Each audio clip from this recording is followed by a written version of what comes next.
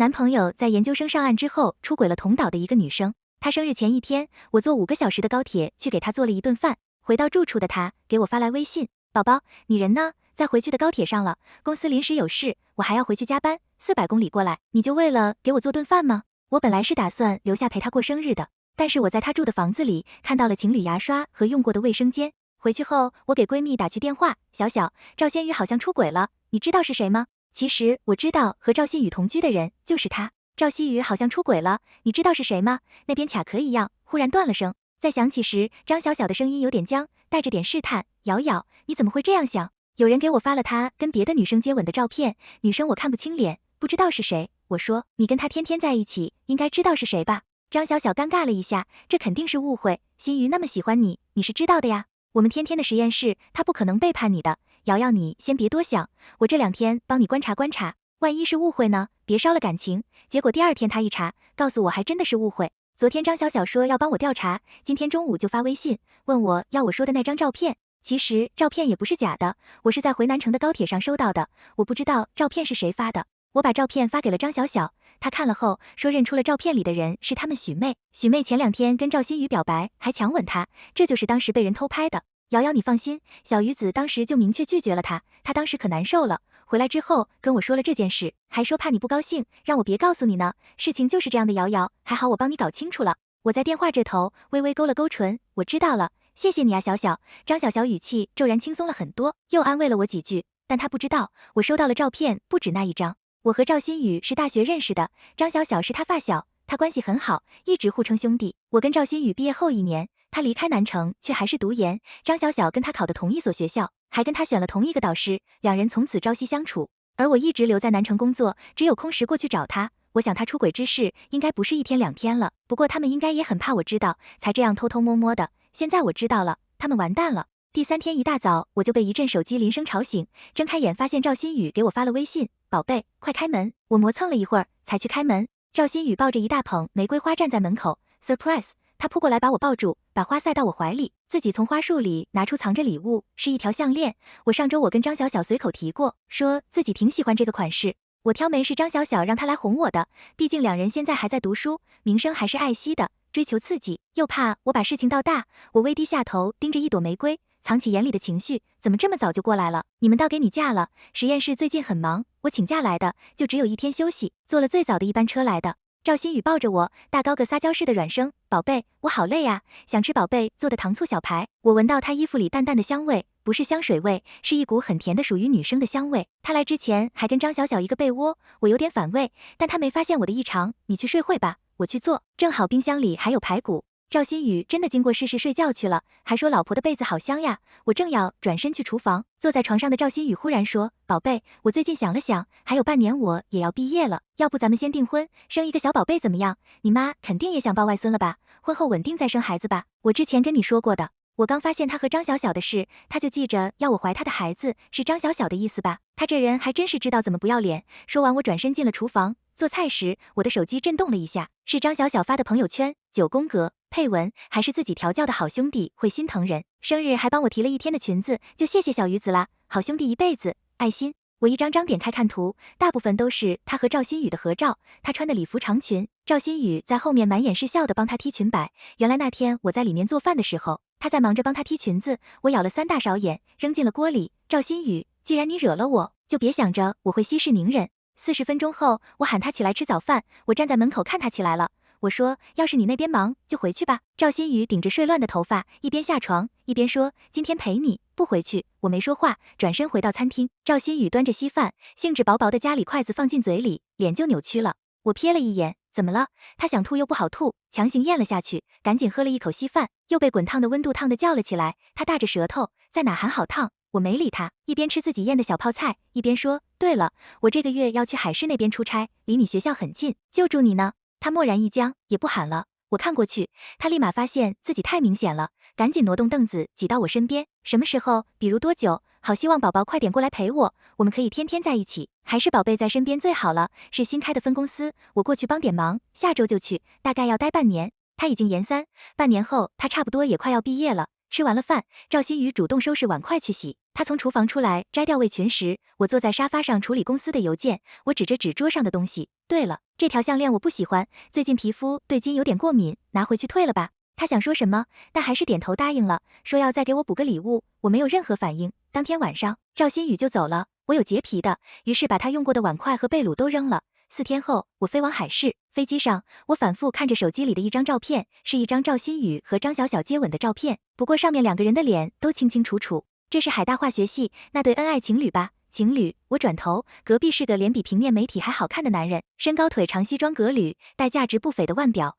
不知道为什么坐经济舱，我没否认，而是问有多恩爱。他思考了一下，说让人恶心的腻丸，我认识他们导师，经常见他们，每次都吃不下饭。看得出来他蛮讨厌这2人的，他似乎想我接他的话，然后跟我聊聊这2人，但我并不想多问那些恶心的事情。不到1小时的行程，我很快到了海市，赵新宇和张小小一起来机场接我。张小小虽说然自诩女汉子，但其实长得挺漂亮，妆容精致。他们站的机口，张小小在尝赵新宇手里奶茶的味道，因为嫌弃太甜而皱眉。怎么女生都喜欢这种甜的腻的东西，好恶心啊！那是我以前喜欢喝的一种奶茶，应该是赵新宇给我带的，但他常说不喜欢之后，赵新宇就直接扔垃圾桶了。等了一会儿我才走过去，张小小忽然眼睛一亮，盯着我的身后，惨悲的放柔了声音，僵师兄。我转头看清是谁之后，不免诧异，这不就是飞机上说他俩恶心的男人？对方并没有理会张小小，反而给我点个点头。张小小立马警觉的看了我一眼，说师兄认识瑶瑶吗？她是新宇的女朋友，他们在一起已经5年了，感情特别好。男人看向我，有点意味深长，感情特别好，我有点讨厌这人。最后他们没寒暄2句就分开了，主要是那位师兄始终爱答不理的。我们往机场外走，赵新宇跟我解释，他是我们实验室项目的投资方，也是我们岛的学生，大2届，叫江旭，你应该听说过他们家的企业，原来是那个大名鼎鼎的江氏药业，难怪张小小舔成这样，似乎刚才的事让张小小觉得低了我一头，决意要再赢我一回。于是走了2步后，他装作不经意的解开了领口的一颗扣子，我看到他脖子上的吻痕，我问，谈恋爱了？是啊，他天天笑起来，炫耀似的，十分自然的挽住了身边赵新宇的手臂，什么时候带出来见见呗？我并不在意，笑着问赵新宇，你见过吗？赵新宇果然是个损货，他有些尴尬，扯开了张小小的手，转而拉着我的手，没见过，他心虚了，他怕我知道。之后我们3人一起回了赵新宇的房子，才不过几天，里面那些他们同居的生活痕迹都已经收拾干净。我以最近感冒为由，让赵新宇帮我把东西放在了次卧。他和张小小对视一眼，本来还想劝我去主卧，我状似不经意问，窗帘什么时候换了？我记得之前来不是这样，深蓝色的窗帘是张小小喜欢的颜色。果然，赵新宇赶紧把监视糖甩了过去，就进了次卧，稍作休息。晚上赵新宇的几个兄弟要给我接风，安排了饭局。晚上包厢里3个人高马大的男生喊我嫂子，他们都是同一个学院的研究生，他的这些兄弟我都认识，但其实不算太熟。席间张小小就很热情的活跃气氛，他们笑闹作一团，我在旁边淡淡的笑。赵新宇拉我坐下，他们吃饭喝酒聊学校的事，很热闹，我成了背景板。随后我借口上厕所出去了，却没有真的离开。我听到赵新宇那群兄弟轻蔑的谈论起我，要我说呀，祝潇虽然好看，但还是太闷了，还喜欢端着，每次吃饭都放不开，酒也不喝，玩笑也不开，不如小小懂事，她不会现在还是处女吧？她也太封建保守了。然后是一阵明显轻慢嘲讽的大笑，连张小小也在笑。赵新宇做没有帮我说话，而是扒开一个男生放在张小小肩上的手，把他往自己身边带了一下。男生给了赵新宇一个意味深长的眼神，护上了呀。这就我去透了口气，但我在回到包厢门口时，里面的画面就变得极为有趣。赵新宇不在里面，张小小正坐在一个男生怀里跟他热吻，对方十分投入的对他捏屁股摸胸，另外2个男生也都见怪不怪，等他们吻完后也都上去跟他接吻，他十分享受，难怪说我端着呢，这样的公交车货色，赵新宇还护着，他不知道他有多脏多烂吧？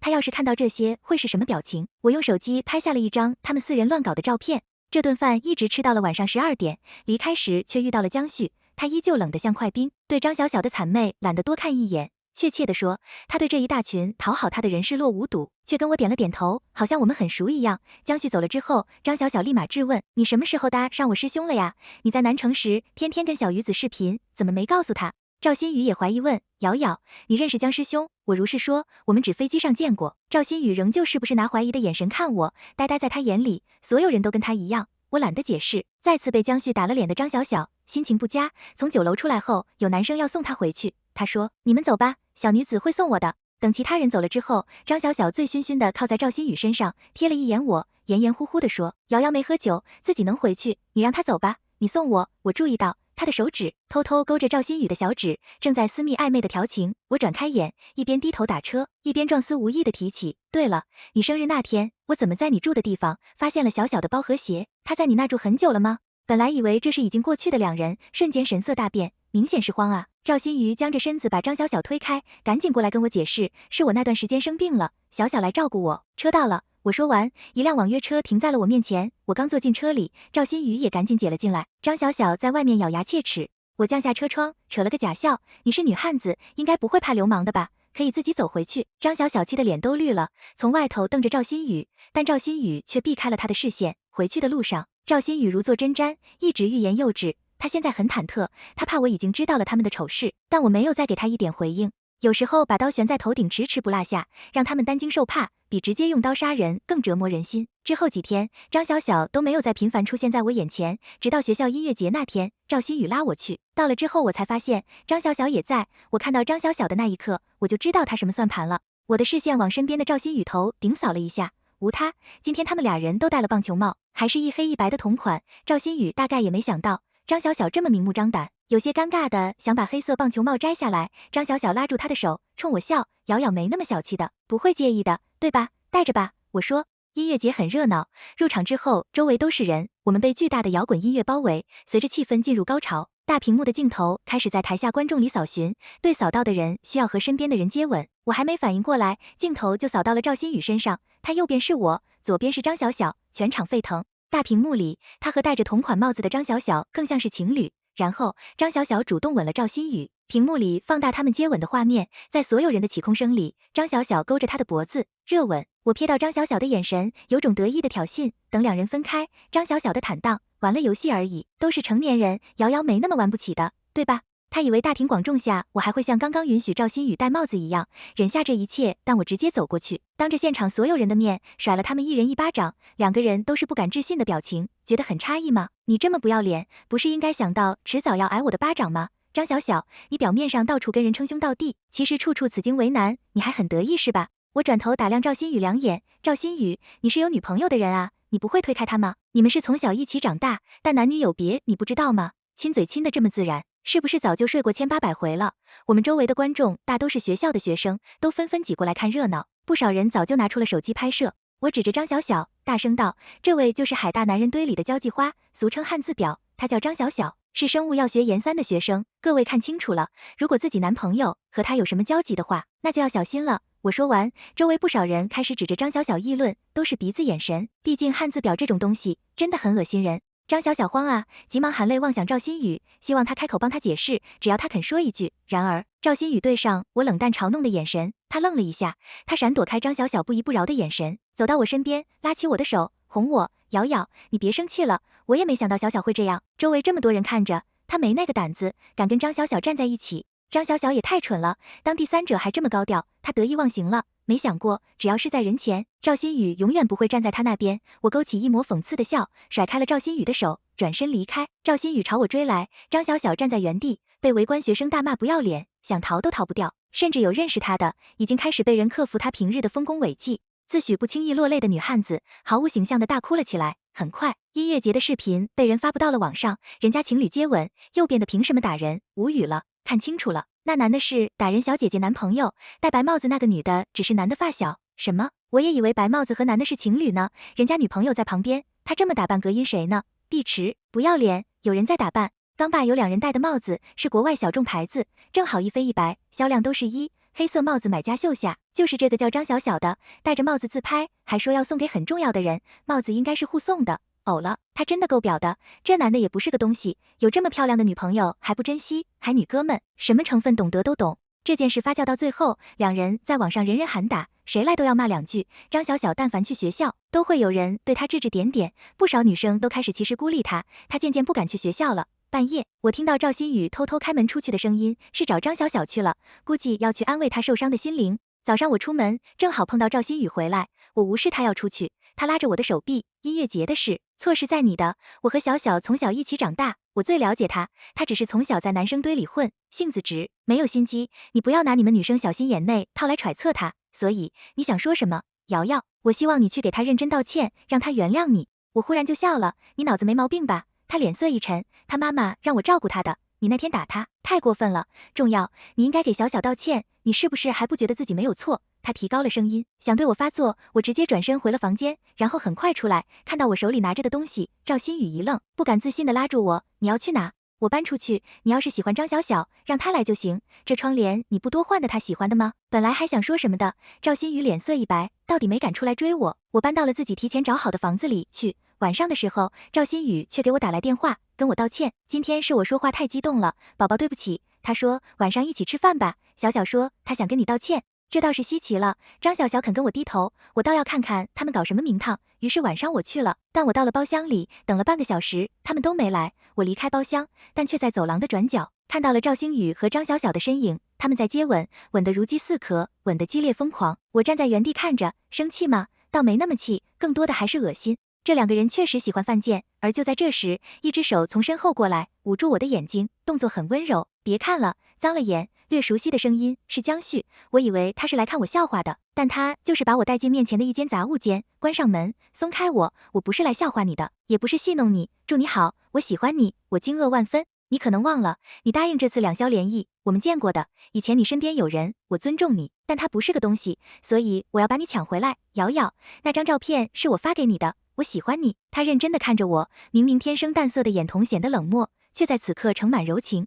这时，门外响起了脚步声和张小小说话的声音，我主动凑上去，滚了江旭。他狂喜的愣了一秒，然后反客为主，将我压在门板上。外面两人听到了我们的动静，停下的脚步，一门之急，我心里只觉得畅快和刺激，忍不住笑了。接着唇上被人轻轻咬了一下，将在幽怨提醒我专心，我心中好笑，回应的也轻咬他的下唇。江徐浑身一僵，似乎有什么压抑许久的东西破开了寒冰，他疯了一样，不肯结束这个吻。到后面我就有点后悔了。嘴巴好痛，我本来是打算离开餐厅的，但有了这个差距，最后又决定回到那个包厢去赴约。江徐送我到门口，里面两人看到了他，都站了起来。赵新宇怀疑的目光在我和江旭身上扫来扫去，忽然定住。瑶瑶，你脸色怎么这么红？嘴怎么了？他刚说完，张小小就惊叫起来，师兄，你嘴唇怎么破了？江旭的嘴是我咬的，但不是我的错，怪他自己。我望天望地乱看，赵新宇抓住我的手腕，把我拉到他身边。江旭摸了摸自己被咬破的地方，语气夹着难以忽视的温柔，女朋友咬的，见笑了，师兄有女朋友了。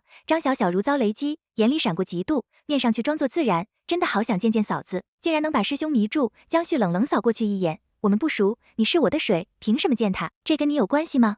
张小小笑容僵住，脸色清白。江旭转头跟我道别，祝小姐，下次见。我没理他，心中无语，生怕别人看不出他黏糊的是件事吧。直到江旭离开之后，赵新宇才中眉，以后不要随便跟师兄见面了，毕竟男女有别，你有男朋友，要懂得避嫌。他倒是宽以律己，严以待人，也不知道这口是一样的脑子是怎么读上书的。不过快了，我很快就会让他们付出代价了，还差一点，我不能太便宜了他们。我想的没错，这次张小小确实不是来给我道歉的。他说，瑶瑶，因为上次的事，我已经在学校里待不下去了，不过好在我之前就准备去国外了。我和新宇其实之前一直在争取去国外学习的机会，然后我们会一起出国。我看向赵新宇，心里煞是透亮，难怪他着急要订婚要孩子，原来在这等着我。赵新宇也看向我，又看了一眼张小小，才说，瑶瑶，你在国内等我2年就好。所以他是打算跟张小小双宿双飞去国外，我在国内离开养孩子，然后他学有所成，带着小三风风光光回来。夏童男真会做梦，他这副自私自利的丑陋面孔，也刷新了我对他不要脸程度的认知。好算盘啊，赵新宇，你是不是把别人都傻子？你想什么我都知道，别跟我在这装正经了，我懒得再装了。转头，张小小，你这么饥渴，一个赵新宇就把你迷成这样，到了国外扎外国男人堆里，你的口水别流一地，太丢人了。两人都因我的话脸色难看，赵新宇直接摆出脸色，祝瑶，你说话别太难听，我去国外还不是为了你，我是你男朋友，你不盼我好，还怀疑我和小小，你最近发什么疯？你知不知道我们项目上的实验，小小出了多大的力，他的心都用在实验上，没工夫跟你耍你，喜欢玩的心机，他也不像你，整天只会疑神疑鬼，怀疑自己男朋友。是啊，他当然哪里都比你女朋友好。我冷然一笑，那分手吧。没想到我会直接说分手。赵新宇脸色变得极为难看，注意，你是不是外面有了野男人？那人是谁？分手你想都别想。事已至此，我没什么跟他好谈的。我起身头也不回得离开的包小。当然，回去之前，我让餐厅调了2楼走廊的监控存档。回去之后，我拉黑了赵新宇和张小小的所有联系方式，终于要结束了。我和赵新宇1周没联系，那天周一下班，我从电梯出来就看到了蹲在我门口的人。刚刚送你回来的是谁？是江旭，但我当然不会告诉他，你果然出轨了，难怪我说要个孩子，你就各种理由拒绝。那个人到底是谁？张小小应该跟你说了照片的事吧？赵新宇到底是谁先出轨的？他立马想张口反驳我，却在看到我讥诮的眼神后，喉咙卡住。他明白，他已经对我看穿了。我开门进屋，把他关在了外面。我喝了杯水，想了想，还是给江旭发微信，说了刚才的事。我刚放下手机，准备去洗澡，后来感觉到一阵头晕目眩，手里的玻璃杯脱离落在地上，我摔在了沙发里。那水有问题。而就在这时，玄关处传来锁芯转动的声音，赵新宇走了进来。瑶瑶，我们不可能分手的，我不允许你跟别的男人鬼混。他的表情有些阴暗，坐在了我身边。你出轨的事，我可以原谅你，但你必须保证给我生个孩子。之前就是因为我们没有孩子，你才对我冷淡的。等怀孕了，你把工作辞了，别上班了，以后我养你，好不好？我浑身无力，只有一双眼睛瞪着他。他冷冷一笑，无视我的眼神，伸手来解我衬衫的扣子。你能跟野男人混到一起，是什么货色我清楚，别跟我装清楚了，神的孩子而已，大不了我答应，只要你怀孕，我马上给你结婚。他解得烦躁了，干脆一把撕开我的衣裳。下一刻，赵新宇就急不可耐的把脸凑在了我的脖颈里，我费尽最后的力气挣扎，却被他恶狠狠地拿撕烂的衣裳把手腕捆住。他刚要得意，下一刻，喷个一声，赵新宇浑身猛男一僵，从头顶流下了鲜血，糊了满脸。他身后，江旭手里拿着一个已经砸碎的花瓶，玻璃溅了满地。江旭看我一步必体，眼神陡然冰寒，把还在我身上的赵新宇一把拎起，狠狠摔在地上。赵新宇捂着脑袋在地上哀嚎。江旭把我把手解开，脱了西服外套罩在我身上，一转身又狠狠给了赵新宇计较，最后一脚踢在他腰汉上，疼得赵新宇近乎昏死过去，好一会都没声。我看了眼，扯了扯江旭的衣袖，别打了，再打人就死了，给他喊个1208。江旭没动，而是压着眼底的某种情绪，盯着我，要是我没来呢，你怎么办？他的眼神告诉我，他已经猜到我是故意的。我确实是故意的，我知道那杯水有问题，我当然有我的办法脱身，我也知道江旭为什么这么生气，我却沉默了。他很生气，半蹲在我面前，抓着我是肩膀，要我指示他。我说过我愿意帮你，你为什么不跟我说你想要我怎么做？我都可以的，你应该明白。我现在没办法相信别人，我说也没办法这么快去爱上一个人，我可以等，这么多年我都等的，还在乎这些吗？你可能不相信，我有想过要等你一辈子的。祝你好。他忽然抱住我，声音在我耳边，可我心疼你。我眨眨眼睛，忍下一丝酸意。这些事，我想自己亲自动手。我必须让所有人知道他们的丑恶嘴脸。我也发过誓，要让他们受到惩罚，才对得起我自己。房子里我装了监控，赵新宇下药的事都被拍了下来。他还不能死，先送去医院吧。赵新宇被救护车拉走了，但他醒了之后就开始作妖。他住院，学校的同门都去医院看他。他就和张小小一唱一和，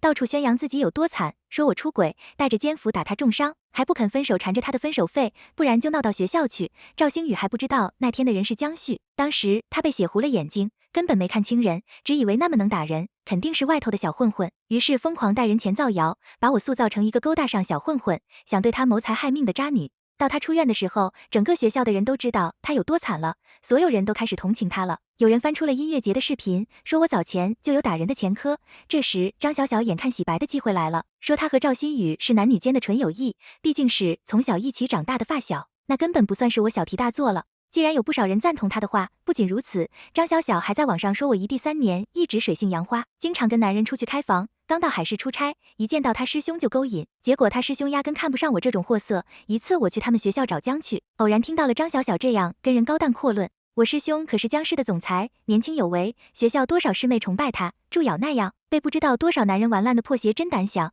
也不看看自己配吗？被男人玩烂，我很快就会让所有人知道，到底是谁被男人玩烂的。11月的一个中午，他们学校有一场篮球赛，赵新宇喜欢打篮球，自然参加了，还破例带了张小小一起打。场地周围被围得水泄不通，2个队就只有张小小一个女生，她露着白胳膊白腿，在手机前扭腰扭胯，球场上就没有不看她的男生，她明显很享受这种待遇。张小小身材高调，白皮肤高马尾，黄色的球衣让她看起来有些纯欲。赵新宇跟她穿同样的球衣，跟她喝同一瓶水，旁边有人起哄，直接喊她嫂子。张小小笑着，直到看到我，脸色变得粉刺，都别乱喊了，嫂子在这呢。他说着，把手里喝了一半的水递给赵新宇，一脸看好戏的样子。赵新宇接了，阴沉着脸看我嘲讽，重要，你的奸夫呢？带出来让大家看看啊！赵新宇的话一出口，围观群众顿时热闹起来，还是交头尖的讨论起来，他怎么还敢出现？脸皮这么厚吗？确实，出轨还打人，可以报警抓他了。他还敢这么大摇大摆的出来，果然人不要脸，天下无敌，大庭广众，我不相信他敢做什么。张小小是个纸坯型女汉子，待会儿他要是犯贱，张小小估计会抽死他。太期待见表被打了，第一次这么喜欢张小小的性格。听着周围的说话声，张小小也阴阳怪气，瑶瑶，怎么一个人来？最近不见你，还以为你回南城了呢。虽然出轨的是你的错，但心雨也说了，只要你肯公开道歉，再把你现在那个奸夫叫来陪你，他愿意同意不追究。他也是念着你们毕竟这么多年情分啊。我没说话，低头给手机上问我在哪的江旭回了条微信，赵新宇不满我的冷淡胎骨，让钱来祝瑶，如果我想，我可以让你的奸夫去坐牢，看在过去几年的份上，你就听小小的，带着他跪下给我道歉，我原谅你。我收起手机，抬头行，不过要跪也是你跪。赵新宇大怒，我却抢先开口，你这脑子能多研究生，是祖坟冒青烟了吧？你真的要我在这么多人面前把你的事情都抖落出来是吧？我们异地，你跟张小小同居的事，你以为我不知道？明天在餐厅走了，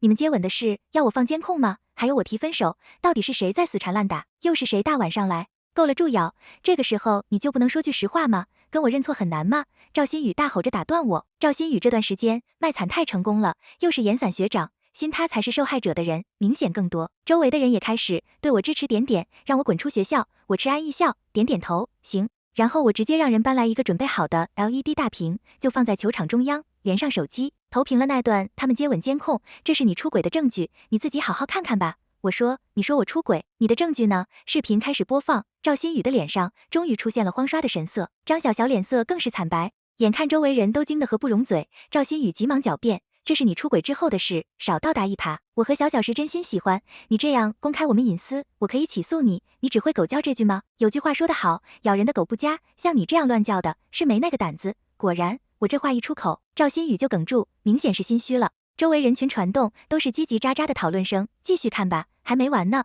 屏幕里是一段监控视频，视频里赵星宇鬼鬼祟祟进入房子，目光在房子里巡视一圈，最后走到桌边，往桌上的那杯水里放些不知道什么药，然后离开了房子。画面一转，他已经离开了房子，而我开门进来，毫无防备的把水喝下。接着就是赵新宇开门进来，一脸得逞的笑，我软在沙发上，他压在我身上像发情的公狗一样乱砍。他在干什么？竟然给人下药！果然之前说什么女朋友缠着不肯分手时编的，他这是犯罪，不仅出轨了，还犯法律，真行！我学法律的，下药强奸，起码5年，太恶心了，还是我学长，学校人丢大了。之前和张小小一起卖惨的是我还信了，就说他们是我学长学姐才信的，没想2个人这么不要脸，学校赶紧把这2人开除，这样恶心的人是我师兄，我的不好意思。视频有关江区的部分对我剪掉了，等到视频结束，周围骂赵星宇和张小小的声音却越来越大，赵星宇的脸越来越扭曲，甚至额上都是冷汗。越是读过书的人越要怜悯，他又是名导学生，整日被人恭恭敬敬喊着学长，现在这样就无疑比杀了他还难受。于是他后来像是发了疯的野狗一样，一把将大屏推倒，吼道，我是出轨了，怪我吗？还不是怪你，你自己整天疑神疑鬼，我和小小本来就只是朋友，要不是你这样怀疑，我会一气之下跟他在一起吗？重要我告诉你，他没有勾引我，是你把我推给了他，是你自己活该，我和他有什么错？把事情闹这么大，你自己就没有一点问题吗？他的声音后对所有人都一愣，张小小顺势一哭，像受了天大委屈一样，瑶瑶，我真的没想对不起你，可你总是怀疑我跟心瑜，我也是一时糊涂，你就不要再得比不了人了好吗？赵新宇更是直接拉起他的手，把他拉进怀里，用一种极度厌恶的口吻说，仲瑶，我告诉你，我喜欢的是小小，你这样倒打一耙扭曲事实的女人，配不上我的喜欢，还好我早就看清了你是个什么样的人，他到底是气壮了，似乎我真的就是个阴险恶毒的人，真是感天动地，不愧是20多年的发小，感情就是不一般，那我祝你们百年好合。我工作担心的皱铃下眉，不过我还是劝你去医院看看，你可能活不到那个时候。赵新宇立马上抓住我的把柄一样，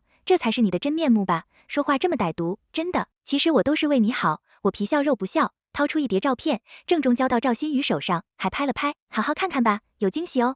赵静本是不屑的眼神，但在瞥到照片内容时，脸色变了，他的脸由青转紫，由紫转黑，最后松开张小小，把照片摔在他身上，贱货，你自己看看这是什么？照片撒了一地，不少人捡起来看，张小小自然也看清楚了，是那天他在包厢里跟他那些兄弟们接吻的照片。如今那3个人都穿着黄色篮球服站在旁边，张小小脸色白了一瞬间，又很快弄弄而逝。祝瑶，你什么意思？我没想到你下作到这种地步，我那是喝醉了，这些事我根本不知道，你少血口喷人，一次是喝醉，那很多次我就是故意吗？这么多照片，刀箱里的夜店里的、路边的，跟你结婚的主角，几十上百，你自己数过吗？看着张小小表情一点点裂开，我淡淡微笑，你的兄弟是真不少啊，赵新宇也不过是其中之一罢了。赵新宇被我刺得颜面尽失，想对我动手，然而我轻飘飘一句话将他定住。还有啊，张小小他可能真的有病，他还经常在酒吧、滥交参加群趴派对，你们真的很脏。于是赵新宇浑身一颤，眼底的害怕转化成怒气，直接正反2个巴掌朝张小小重重打过去，打得人险些倒在地上。赵新宇字幕日烈，眼睛鲜红，你故意的是不是？你去跟那么多男人睡觉，你有想过我吗？我他妈要是得病了，第一个弄死你，烂货！张小小披散的头发盖在脸上，两边脸都肿着，活脱脱一个笑话。然而他却把头发一撩，流着眼泪怒瞪着我，我是烂货，我就是跟男人睡觉怎么了？都是你情我愿的怎么了？主要你自己又是什么好货色，出轨乱搞，还叫奸夫打人，我至少没犯法。你所谓的你情我愿，是在知道那些人都有女朋友的情况下还去开房，我早就调查过了，跟你睡过的所有男人都是我们学校的，并且他们每个人跟你睡的时候都是有女朋友的。张小小你贱不贱啊？非要别人碗里的你才觉得相似吗？正是我的话让不少人惊醒了，纷纷开始往外面传递照片，然后不出意外，不少女生认出来自己的男朋友。张小小这次是真的怕了，她想逃走，却被人围着寸步难行。那些被她绿了的女生都纷纷扑上来围攻张小小，对她拳打脚踢。张小小被那么多人打，无法反抗，只能尖叫。她被扯头发扇巴掌，被踢臂抓背长指甲抓花脸，直到学校领导来了，那些人才散开。张小小倒在地上满脸的血，躺在地上等救护车。赵新宇在旁边慌张拉住叫救护车的老师，急切道：老师，待会救护车来了，能不能让我先上？这个女人她不干净，她有病传染给了我，我可能感染上艾滋了，她死了也是活该，让我先去医院检查吧。救护车到时候，江旭也到了，张小小被抬上救护车，赵新宇跟着非要骑上去。车门关闭的前一刻，江旭忽然吻了我。然后我听到了救护车里歇斯底里的尖叫声，这个时候操场上看热闹的人都已经散得差不多了，我捂住嘴看向身边的人，你故意的，我只是想告诉赵新宇，那天晚上把他拆个半死的人是我。很快，篮球场的事情在他们学校论坛和网上传开了，后续2人因作风不端，被导师踢出了实验项目，后被烙龄退学，出国的事也泡汤了。但事情没这么快结束，之后拿着那条下药的监控起诉了赵新宇，江旭找了最好的律师，把他10年吃喝不愁。张小小在办理完退学手续之后，就被家里人带回了老家。听说他的事在当地人尽皆知，父母最后只能把他带回了村里，想给他找个老实人嫁了。可能村里的人也不是傻子，早就知道了他的破事，甚至有人说他打过胎，没办法生孩子，村里没人肯要他，他的父母也每天被村里人谈论，丢尽了脸面。最后为了掩盖丑闻，他们只能随便找了个光棍把张小小嫁了，毕竟张家在城里还完儿子要照顾。女儿这样废了，以后儿子还得精心照顾，于是从此对村里的张小小再也不闻不问。所有事情结束不久后，我和江旭准备离开海市，回南城。临行前一夜，他向我求婚，拿出了一枚巨大的钻戒，那钻石着实赏了我的眼，我拿着瞧了半天，记起问，这要很多很多钱吧？他揉了揉我的头发，也要很多很多爱，全文完结。